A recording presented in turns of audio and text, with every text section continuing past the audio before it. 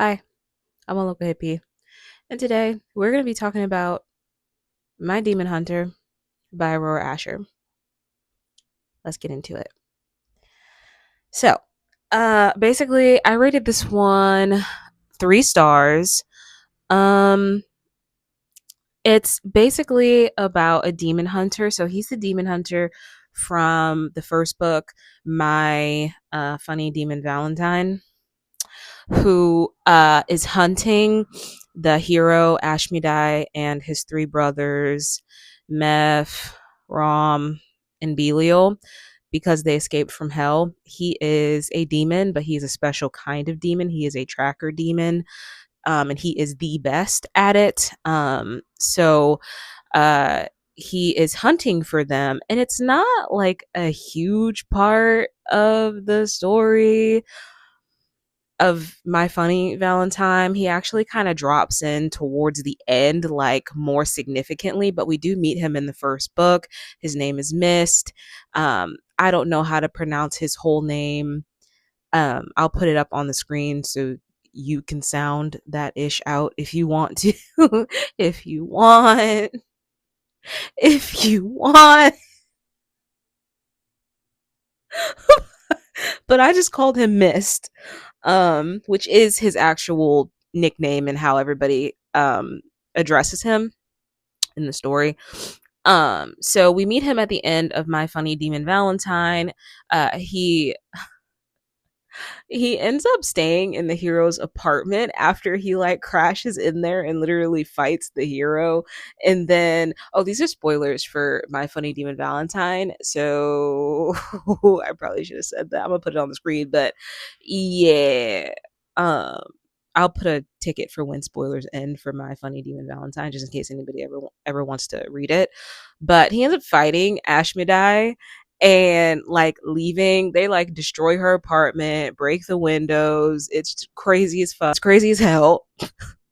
But when Ashmedai and Eva come back to her apartment, Mist is there. They find like the dishes cleaned in the dryer, like the little drying rack for dishes, and the window is fixed. And Eva is like, okay, I didn't put in a request for the superintendent to fix this.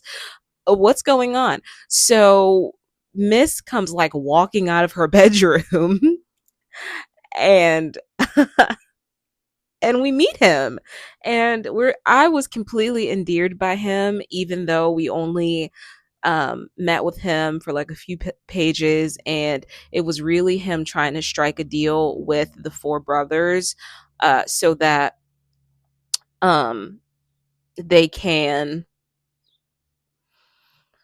teach him how to be more human and stay in his human form for longer periods of time, because since he's a tracker demon, he doesn't need to do that. And also teach him how to like go out and like be one with the humans so that he can get a human companion. And that's how we figure out who he is in My Funny Demon Valentine. And in his book, My Demon Hunter, we continue with that. It's been 6 months since the events that took place in My Funny Demon Valentine. And he did they tell us how long it's been? Actually, I don't think they did. I just pulled that out of my ass. Actually, it wasn't, I don't know how long it's been. uh but he's friends with Eva, and he's like learning how to hold his human shape, and how to have conversations with human beings that don't sound weird.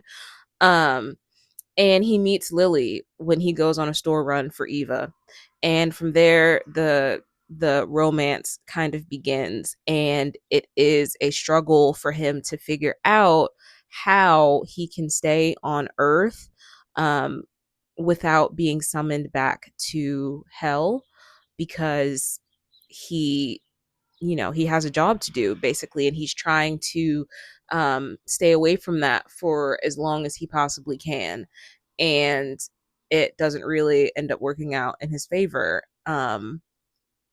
And yeah, that's basically My Demon Hunter. It's really just about The whole cast of characters really trying to figure out how to get Mist out of his binding with his superior, or with his master, the demon Payman. And that's basically what it is, you know? It's like I really liked this one. I read it in 24 hours, literally. You know, I got to 100 pages one day, and then I read the last like 230-ish pages the next day. So although this one was a 3 star, um, and not a 4 like My Funny Demon Valentine, I just loved Mist. I loved Mist. He was kind of annoying because instead of like trying to like stay and figure out like how to, you know, get out of his binding with Payman, he's just always ready to like sacrifice himself. He's like not even giving everybody time to like figure out how to do this, not trusting in Lily to help him get out of it. It Which was kind of frustrating, but I just Mist was just like a cinnamon roll, and ah it was so like, wow, you know, I had such a fun time reading this book. I really did. But at some points, I just wanted to throw my Kindle. I can't even lie to you. At some points, reading that damn book, I wanted to chuck it. I wanted to chuck it out the window. It was just so frustrating because I'm like, why? Like, it literally made me just be like, why, many times as I was reading it. But I feel as though if, you know, writing can't elicit that kind of emotion, any kind of emotion out of you, I mean, they did their job, you know, because isn't that what writing is supposed to do? So mission accomplished. Basically, I was definitely frustrated right along with Belial, and Lily. I was just frustrated with his ass. I really, really was. You know what I mean? Because I'm like, damn, I understand what's going on, but like, you know, resist and give it some time for people to figure out how to help you. Like, they can't help you if you just go back to hell. You know what I mean? Like, ugh, it was annoying. But um and Lily, I don't really have much to say about Lily. She's like the average like cookie cutter white girl protagonist that you get. Like, yawn. I don't know. I don't know. Like, she's, you know, it's always that with them, which is kind of annoying with certain authors, and why I will never be reading anything by Aurora Asher again, because I really, really hate, you know, I really freaking hate when white authors write people of color just to, and let me find the words for this. I hate when white authors write characters of color just to humiliate and insult them, just to give them the scraps, just to give them with the character that pretty much means the least to the series. Um I really, oh man, I really don't like that. Right, you know, write characters of color just to use stereotype to write them, the same tired old stereotypes to write them, and to come up with these characters. Truly, I really and truly just cannot stand that shit. I really can't, and I'm tired of it. Like, I don't understand why white authors just can't write stories about white characters. You can do that. I hope they realize that they can do that without writing characters of color that they really don't want to write, or that they're too lazy to write. They're too lazy to get to know people of color. They're too lazy to even watch person of color media, like interact with people of color in any meaningful way, shape, or form. But then they want to turn around and, all right, god damn it. I just tried to continue filming twice and was cut off because I ran out of storage on my phone. Now, as I was saying, like I really just hate when white authors do that, because that's not representation and that's not diversity. And we're not begging for diversity either, by the way. We don't want to be in your stories if you're not going to write us like you care, like you actually know a black person, like you actually have a black friend or a Chinese friend or an Indian friend or a Japanese friend. Like we don't want you writing about us. There is a category of person of color, okay? There is an umbrella group of people of color who do want to be included in that kind of work. But I think for the most part, and I would like to believe that most of us, we don't want no parts in your DEI, in your DEI initiative. Like, not if you don't actually care about writing a full, complete, complex character, because people of color are just as complex, just as important, just as equal as white characters. Okay?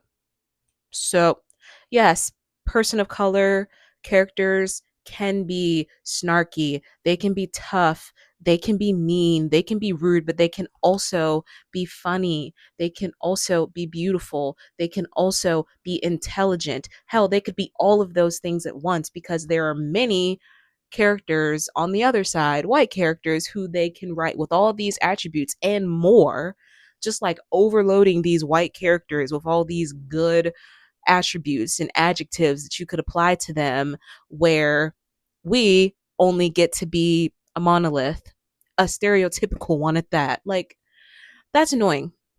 And because of this, any writer that I feel does that, I will never read them, especially if your writing isn't that good to begin with. Let's talk about that. Like, come on.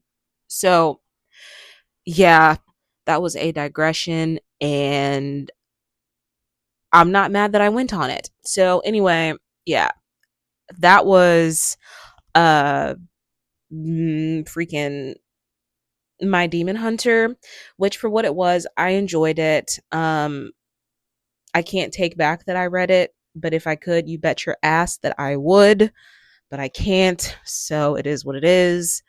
Um but yeah, if you want to read that, then give that a try, I guess. If you want something that's going to be fast paced, if you want something that drops you into the action, into the romance, pretty much page one, then you're going to get that reading these first two books in the Hellbent series. I did begin reading the third book and I completely DNF'd it like 22% through because of uh feelings concerning the digression I went on just now.